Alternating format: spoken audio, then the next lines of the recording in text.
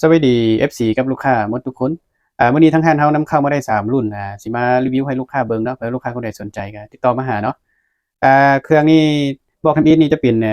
MC เนาะตัวนี้ MC ลูกค้าหลายคนอาจจะใช้แล้วเนาะเพราะว่าตัวนี้ราคาบ่ได้สูงหลายเนาะลูกค้าสู้ได้ราคาอยู่ตัวนี้กล้องชุดนี้จะเป็นของไซงอนเนาะเว้าจะเป็นเว้า Z1000 2026นี่เนาะเว้าจะเป็นเว้า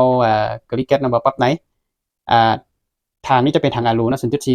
เรานี่จะเป็นเรา FD8 เกี่ยวนะยาว50ซนอันนี้นะครับประกันเรา6เดือนให้ยิ่งบ่ถึงก็เปลี่ยนเราใหม่เนาะ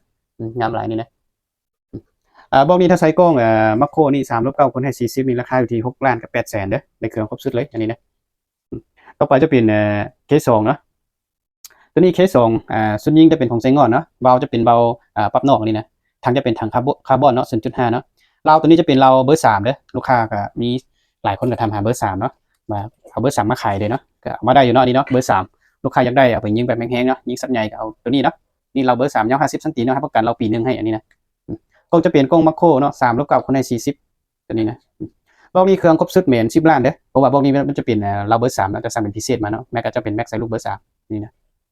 ได้เครื่องครบสุดเลยแถมลูก2กับให้เนาะตัวนี้ยิงลูก 6.35 เด้อตัวนี้นะแต่เบอร์2นี่ยิงลูก 5.52 5.54 เนาะ5.5 เนาะเบอร์2นี่จะเป็นบอกนี้กับบอกที่3เนาะบอกนี้ลูกค้าคนใดสนใจอยากได้เบอร์3แบบติดต่อมาหาเนาะ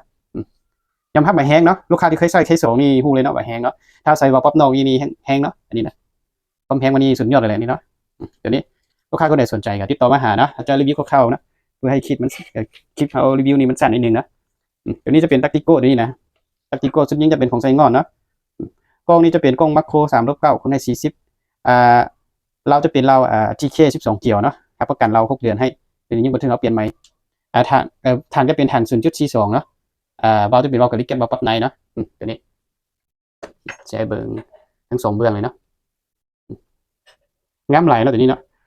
คนเรานิยมตักติโก้หลายเนาะตักติโก้นี่เอามาเท่าไรกับโบโปนะตักติโก้นะยอมรับอันนี้นะใส่ก็ดีหลายนะนี่นะตัวแดงๆนี่จะเป็นตัวเซตไก่ได้นี่นะบอกนี้ราคาเป็น1,500,000เนาะได้เครื่องครบสุดเลยลูกค้าคนใดสนใจก็ติดต่อมาหาเนาะบอกจะเอามือจับนี่เนาะตักติโก้นี่ลูกค้าคนใดอยากได้กล้องเนาะเดี๋ยวนี้ทั้งห้างเรามี3รุ่นเนาะรุ่นที่1จะเป็นมัคโครนี่เนาะมัคโครนี่จะเป็นรุ่นนี้ไฟในเลนตัวนี้นะลูกค้าอยากได้ก็ติดต่อมาหาเนาะอันนี้ราคา1,200,000นะนี่เนาะอยากได้ก็ติดต่อมาหาเอาชี้ให้เบิ่งเส้นเลนรายละเอียดให้เนาะรุ่นนี้มีไฟในเลนเนาะต่อไปจะเป็นรุ่นกล้อง BSA เนาะตัวนี้นะตัวนี้จะเป็นของอินไชน่าด้วยอันนี้นะตัวนี้จะมีตัวหมายจ้ำข้างกลางนี่นะคนเราใส่หลายเลยเนาะนี่เนาะน่าจะฮู้เนาะตัวนี้ต่อไปจะเป็นกล้องรุ่นเวทฮุนเตอร์เนาะตัวนี้จะเปลี่ยนเป็นฮุนเตอร์ 4/16คูณให้44นะตัวนี้งามเนาะนี่นะตัวนี้กับมาตัวนี้นะกล้อง BSA นี่ราคา2ล้านเนาะนี่2ล้าน2นะนี่เนาะก็เลื่อนๆกันนิดนึงเดี๋ยวเนาะพวกขากล้องนี่ก็อยากได้ก็ติดต่อมาหาเนาะพวก25มิลก็มีพวก30มิลก็มีเนาะตัวนี้นะขากล้องนี่ราคา200,000กับ50,000เนาะอยากได้ก็ติดต่อมาหาเนาะยังมีรุ่นให้นะกล้องมีหลายลูกค้าคนไหนอยากได้เลเซอร์นะเลเซอร์ก็ติดต่อมาหานะเลเซอร์แล้วก็เลเซอร์ตัวนี้นะอยากได้กับติดต่อมาหาราคา300,000เลยเนาะตัวนี้จะจับถังกับเราเนาะจับถังกับเรานี่จับได้MC แล้วก็ตักติโก้แล้วก็ท็อกเอฟักโตนะ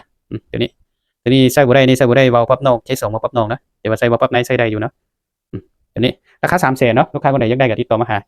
ก็ไปแม็กเลยนะแม็กเขาจะมีอยู่2รุ่นนี้เนาะเดี๋ยวนี้มีขายเนาะเดี๋ยวนี้จะเป็นแม็กของฟักโตท็อกเอแล้วก็แต่มีใส่ได้หมดอันนี้นะตัวนี้จะใช้ได้11ลูกอันนี้นะตัวนี้จะใช้ได้10ลูกอันนี้นะตัวนี้จะใช้ได้ MC แล้วก็ K2 แล้วก็ตักติโกลูกค้าคนไหนสนใจก็ติดต่อมาหาเนาะเครื่องยังมีความทรงให้ตามนี้นะเนาะลูกค้าคนไหนอยากได้ก็ติดต่อมาหาเนาะติดต่อมาหาเบอร์โดยตรงเนาะมีลูกค้า FC ทั้งฝั่งไทยนะก็ติดต่อมาหาไลน์เนาะว่าอยากได้เครื่องที่ทรงได้โบเนาะเขาแจ้งในคลิปนี้เลยเขาฝากไปบ่ได้เนาะถ้าเป็นพวกเตอร์มีนี่ถาวสุดยิงนี่ฝากได้อยู่เนาะว่าจะแยกเป็นชิ้นส่วนฝากให้ได้อยู่เตอร์มีพวกนี้เนาะเดี๋ยวจะให้เบิ่งตัวนี้ถ้าว่า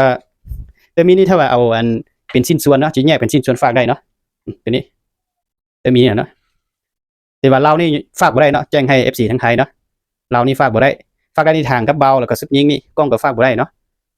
แจ้งให้ FC ทั้งฝั่งไทยอยากได้เอาไปใช้นะก็ติดต่อมาหาอยู่เนาะติดต่อมาหาหลายคนอยู่เนาะดีว่าค่อนข้างยากฝากนิดนึงเนาะ